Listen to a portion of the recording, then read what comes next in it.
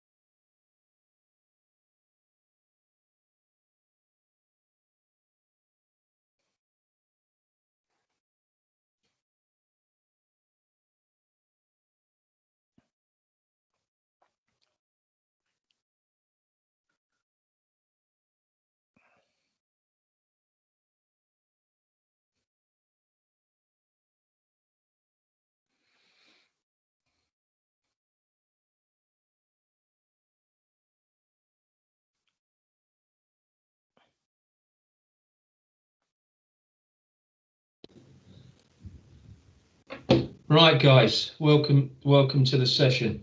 I'm sure more people will be joining as we go along, but I'd like first of all take a moment to welcome our panel members. We've got Mr. or Professor Dr. Kevin Doughty. We've got Paul Bridges from Oyster. We've got Tim Mulrey from the TSA. And our own very own Grant Tiller. So welcome Phil, Kevin, Tim and Grant. So we'll get cracking on. Interesting subject again, which is future-proofing these services, how we're going to move forward over the coming years. We've got the spectre of the ageing population and the 2025 analog switch off hanging over us, and we've got to deal with it. And I think probably out of the two, the ageing population is the bigger threat personally. If you look at the numbers, and we'll be dealing with that a little bit later in our paying for the future session, but we have to, my opinion personally is that if we don't find a way to mitigate the impact of that ageing population over the next couple of decades, our health services and our social care services will be collapse. Basically, they won't be able to handle it from a financial or a resource viewpoint. And my opinion, again my own, is that actually when you look at it and you look in depth at it, digital is really the only solution. There's no money trees available.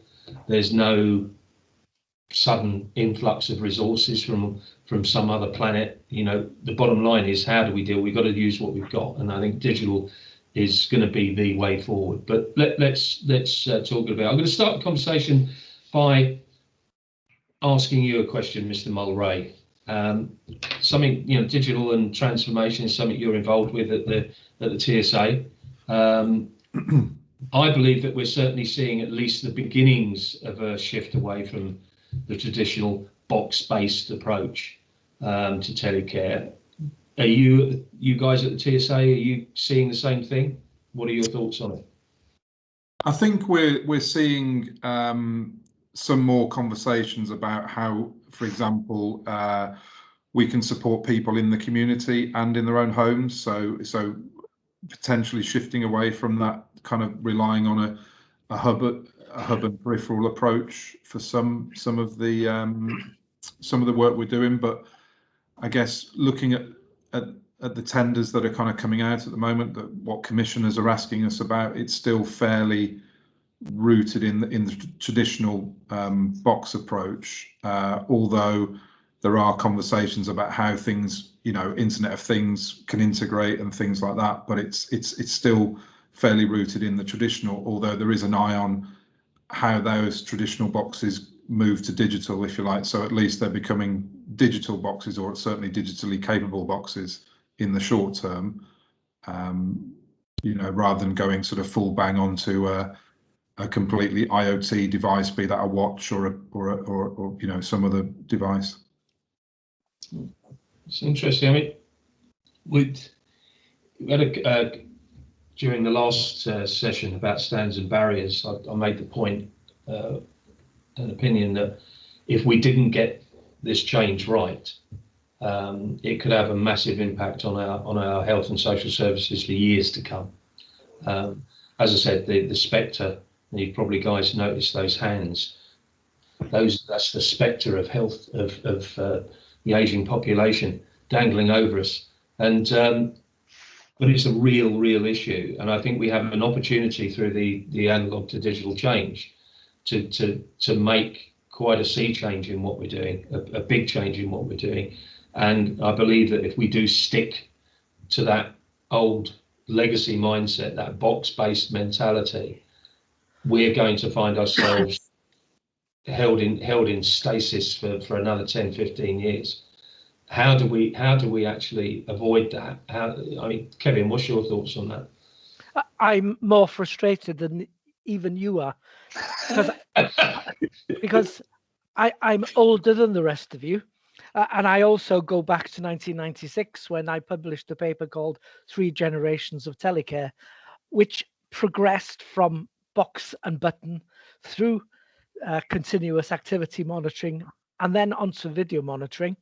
That was 25 years ago, and we've not moved on. We've not moved on because social care has been underfunded, and therefore all they've tried to do is give people support at that very base of Maslow's hierarchy. In other words, just give them an alarm system food and shelter, instead of moving up the steps and making more use of the information, the data, and actually more use of technology, not just digital technology and interventions that will actually replace the person needed currently, because we all know there won't be enough people to deliver traditional care. So we've got to do it differently, and we've got to do it better. Technology can do it, and the basis of it will be telecare or Internet of Things systems. So great frustration. I also see the digital transformation and the switching off of the analog network as a great opportunity that we would be stupid to throw away. So I like you, look forward to some big changes. In fact, an explosion of change, so that some of the boxes, the old button and boxes, are not just replaced, but thrown away and buried very deep. Yeah, we keep getting them. The phrase that keeps coming to us is badges of infirmity. And it's quite interesting as to that whole approach, that ugly box with a big red button and that ugly pendant around people's necks, whether it's actually stopping and putting a barrier to the uptake of telecare. It makes a question I ask people is, how often or whenever have you seen an advert on TV for telecare? Well, you don't, because you're fundamentally advertising death. And if you get one of these, you're ready for the knackers yard. You know, perhaps if we had something more aspirational, if we convinced people that there was a solution that genuinely supported healthy aging, active aging, all of those things, it's the way forward. And again, digital is probably the only way. I mean, you're a product developer, Grant. You know, our own product developer, I'm very pleased to say. What do you believe are the key benefits to users, service providers of a software solution over a hardware box-based solution? Probably agility, I think, is probably the most important thing. You know, I work for Yorbl, and rightly or wrongly, I view Yorbl as a software company. You know, we wrap our devices up and deliver them to people. They're based on tablets and mobile phones, but at the end of the day, I look at that as purely the box that we ship our software in. And I think for me, having that mindset allows me to provide a product, provide a service, provide quality of care and you know, really flip on a dime. If there's a new government initiative, if there's funding, if there's a change, if there's a customer need or requirement, because we've got a software product that we can update over the air, we can react on that and you know, provide that service really quickly. It's difficult to do that with a big red button that does nothing else. And you know, that's why I try and think that way. I think the biggest concern for me right now is, you know, yes, we've got an opportunity with the analog to digital phase and the big switch off. You know, 2025 is the end date. It is happening now, and you know, you, Peter, live in Salisbury and you're already digital. Absolutely. For me, there's a little alarm bell ringing in the background, because there's still a lot of people talking about, you know, D2A, a digital to analog converter, which allows you to get, you know, longer life out of the solution you've already got. Those solutions cost a lot of money to implement, and we could be spending that implementation money on putting a proper solution in place that's based on digital technology. So I have got that concern at the back of my head, and I am keen to, you know, talk about and extol the virtues of a proper digital solution rather than a band-aid, which I think the D2A technology is. Yeah, thank you. I mean, Phil, Oyster are a manufacturer, developer as well. Where do you see, how does Oyster see software and cloud playing in the future? I'm going to start by saying I'm going to give you my personal opinion first, and then I'll do the Oyster one, because that's much more fun. And as you know, I do like to go down that route. So Kevin and I have had this conversation probably the first time about 15 years ago, when we talked about the holy grail of getting people supported no matter where they were. Let's no longer psychologically lock people in their own home by saying, here's your button, doesn't work if you go out, so stay where you are, please don't interact with the community, please be isolated, because that's where you're safe. And I think this dialogue sort of has moved on a little bit now. So, you know, I'm loving hearing this, because there's a degree of frustration that's there, and I think frustration is a great motivator for change. I think there's an awareness of the fact that we have to change, which is great as well. However, you know, at that point, the old alarm bells start ringing as someone, you know, who's been around this for a while and developed products and seen the dangers of, you know, how the market's been managed for the last decade or so. Is what I also don't want to see is that we just end up, and I've heard this already from some organisations, let's not just have a more expensive version of what we had before. That's more frustrating, does this exactly the same job, no benefit to the person at all beyond what they had before. It's just more expensive and harder to operate. And the over the air doesn't work. Yeah, it's a huge thing. It's a huge thing, Phil, and that's identical but digital solution. We say it's going from one ugly box with a red button to a slightly less ugly red box with a red button that's digital. But the bottom line is, how does that identical solution, other than the transport mechanism, which is invisible to the user, how does it benefit them into the future? Then, from be interesting, Grant, how long, if you're a product developer, from the developing a box, now I'm familiar with a certain level, I'm sure lots of people have been familiar with a certain level of manufacturing process, and I'm sure Kevin and Tim will have something to say on this as well. If you develop a box, create a piece of hardware, you've got to go through the tooling for the manufacture of it, et cetera, et cetera, et cetera. Then, if I'm right in saying that physics dictates that there's only so much that box can do, no matter how much you upgrade the software in the box, it's the box that dictates and the hardware that dictates what it can and can't do. Do you see that as being? Do you guys see that as being a major problem, as saying, with box based? Yeah, you know, I think if you've got physical buttons on a box, it's hard to give more functionality. And you know, yes, you can visit the premises and update it and allow it to, you know, perhaps talk over. You go back to the 80s, it was pulse dialing, talking DTMF, the tone dialing, touch tone phones, and that was all the latest and greatest then. we're now still talking about DTMF, even though they're switching off the analog services. How can I get a DTMF signal across IP? I've never heard something so ridiculous in my life. Why would you want to do that? But we're still talking about it. We're still entertaining the idea of supporting it. With software, you just don't have to do that.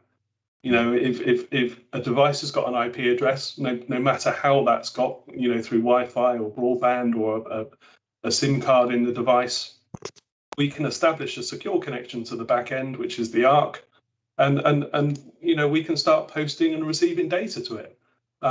Because it's software based and it's updated over the air, if something changes, we change it over the air and we accommodate that change immediately. You just haven't got the barriers. What we need to focus on is making sure that it's done right, so that the solutions that companies build are robust and reliable and intuitive and easy to use and don't fail. And if there is a power cut, are things still going to work? With the analog line with PSTN, it had its own power supply. So if the power to the building went out, you could still raise the alert in certain circumstances. That's all going to go. They're turning that power off the phone line. So we're talking about battery backups and SIM cards, and in big care homes where they've got VoIP systems, if that's turned off, how do we still raise the alert? So we're talking about backup and failover. There's a lot more to consider, but I think because we're, certainly for us, we're a software company, we can be agile and we can accommodate those changes, I think, much more readily than the more traditional hardware solutions. What do you think the TSA? What's the view of how you're? It seems that the common thread here and the common feel that is moving towards software and moving towards that agility is the way forward.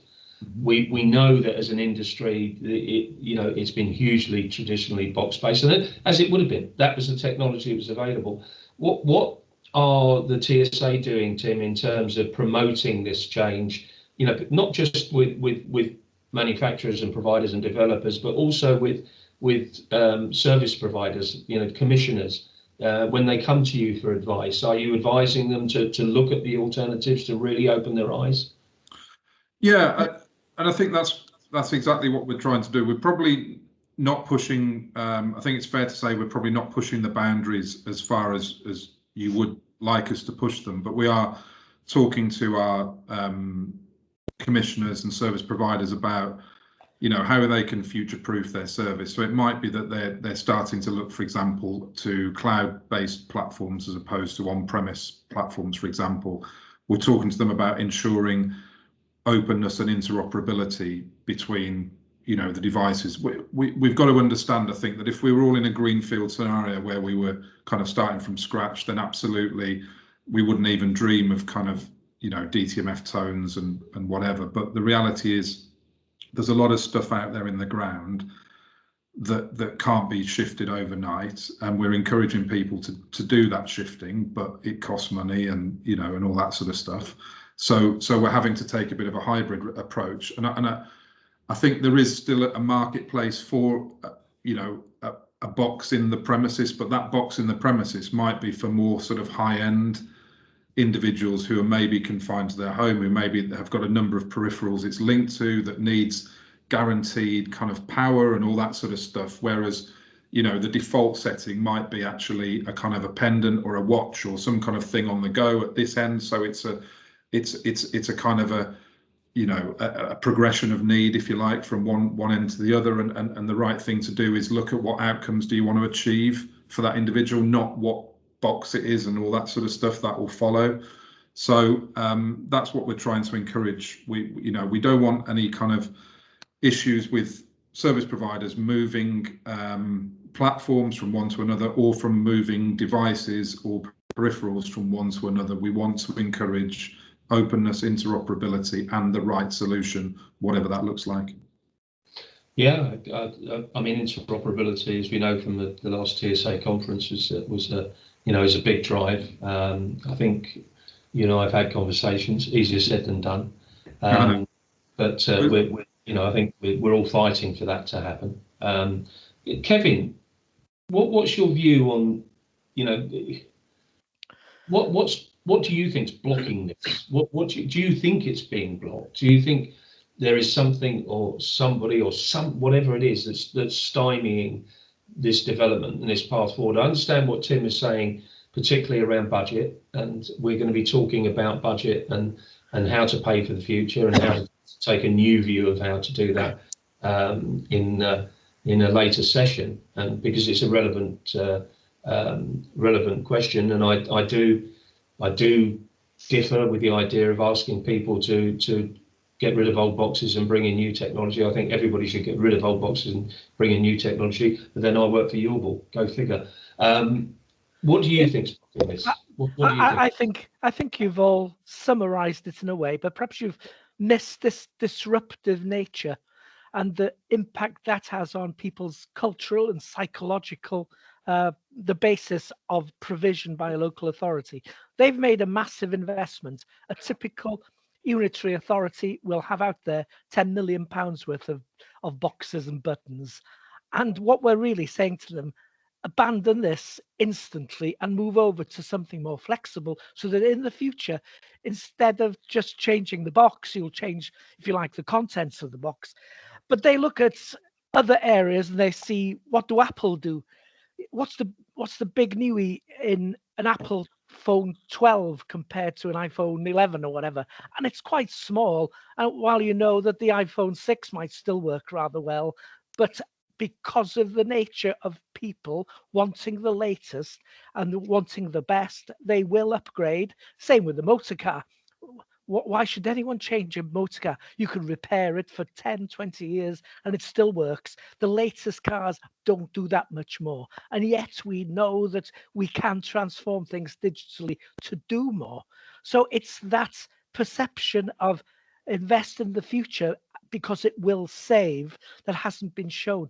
And that's the bigger digital transformation for a whole industry.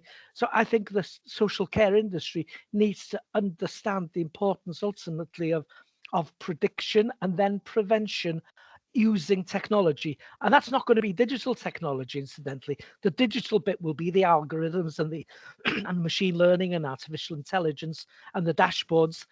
But the intervention will be technology based. So this is probably assistive devices, things that will slow down your decline and intervene so that you don't have to move into a care home. You don't need domiciliary care.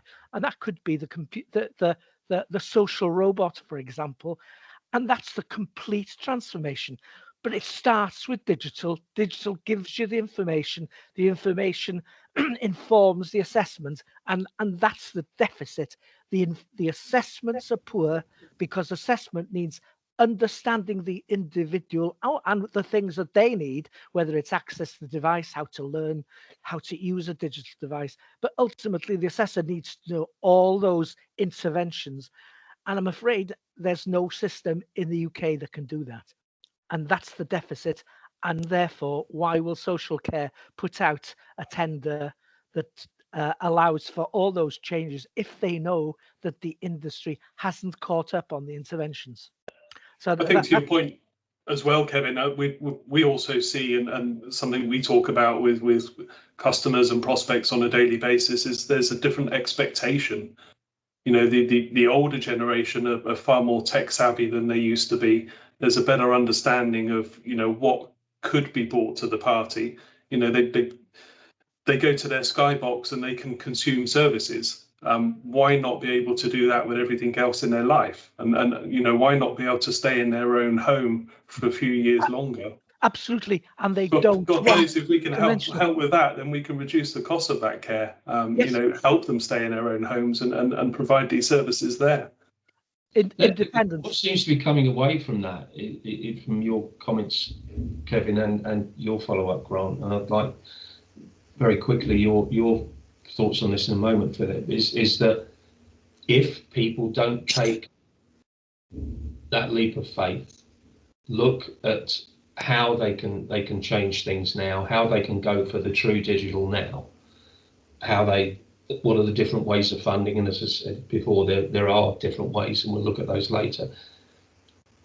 It's going to cost them a lot more financially in the long run, point A, and point B, it's going to stop people getting access to the services they want, they need, and that will enable them to live healthier and happier lives, stay out of homes and hospitals longer, and stave off that spectre of the aging society. I think that's clear. I think so. Yeah, I think the takeaway for our delegates, one of the takeaways from this session is be brave. Go out there and have a look. Take time to take the look at something different. Look at different ways of funding it. Look at how you can get into that, get that first real step on that ladder. What's your thoughts and Oyster's thoughts on that, Phil? So I think it's great. I think we've remodeled the business quite firmly in the last year to look more at an outcomes-based model. So we're no longer building technologies and looking for a problem to fix. We're coming from the end of actually we're really changing how we operate, because I think what's becoming clear going forward is, you know, I'm getting older. You know, I want to grow old disgracefully. Frankly, I want to cause an absolute problem for my kids, because frankly they've caused an absolute problem for me. So and I want to continue living in my own home. I want to go out, you know, feet first. Absolutely. In all of those models and everything that we're talking about, the thing is that the person part of it benefits from this move if we get it right, but only if we get it right. So it's got to be about, you know, hypertension's costing 2 billion. Well, yeah, exercise is the best cure to that. Let's encourage people. Let's gamify going out. Let's make being elderly and disruptive in the community a great thing to do. Let's find, you know, coffee shops that say between 11 and 12. You know, it don't matter if you're rushing to get to your meeting. There's a nice queue of elderly people who want to interact with each other that are taking over, and they're taking over the town. Like great. That. Let's move the agenda away from how it has been, because we can. You know, we got an ideal opportunity. We got a couple of years to actually say, no, actually, game over. We want to restart. Let's hit the reset button. And I don't care who wins. Actually, I don't care which organisation wins, as long as the people win. That's it, because I'm going to be one of them. Well, that's it. If the people win, we'll win. Yeah. For precisely that reason. You know, and wins. Yeah. I mean, look at the concessionary bus pass. I love the concessionary bus pass. It's been funded forever because it saves government money. That's the only reason. If you give people a reason to go out, make it easy for them, make it accessible, the actual upshot of that is actually people live a better life, less isolation, better outcome in terms of physical activity. These are not rocket science things. We've just, you know, hey, I'm sure there's enough people on this call that have known me for more than 10 years, wanging on about breaking down the four walls. You know, hey, let's do it now. Let's just get going. Oh, absolutely. I think it's that old saying I've mentioned several times already today, that in IT, you didn't get sacked for buying Cisco, you didn't get sacked for buying IBM, and in telecares you didn't get sacked for buying A, B or C. And the bottom line is it's that mentality that's holding everything in place and holding it down, and it's encouraged very heavily by A, B or C. And I think the bottom line is just take the time, take a breath, take the time to look at what the future could hold, and look at how you could fund it and how you could benefit the people you serve, and therefore save money, increase efficiency. There's just so much to be gained by this, and it's you and I just rant about this because it's our soapbox, and long may it say so. Listen, I'm going to wrap up, guys. Hugely enjoyable, and thank you so much for your input to this, and I hope everybody listening got something out of it. And it's again second time today, that takeaway: be brave, look at something new, look at something different. So we're popping off now. Everybody's going to have some lunch, I hope, and get a cup of tea or whatever else it is you have at lunchtime. We'll be back with data, the session which leads on very nicely from this session at 10 past 1. See you again there at Kevin. We've got some very interesting panelists on that session. Dr. Nadia Smith from the National Physical Laboratory. She's heavily involved with AI and data. Professor Roy Sambach, who a lot of people already know. Roy's healthy aging guru and been involved in telecare for a long time. Aaron Edwards, he's from Telecare Cardiff, so on the sharp end of this, and again yourself, Kevin.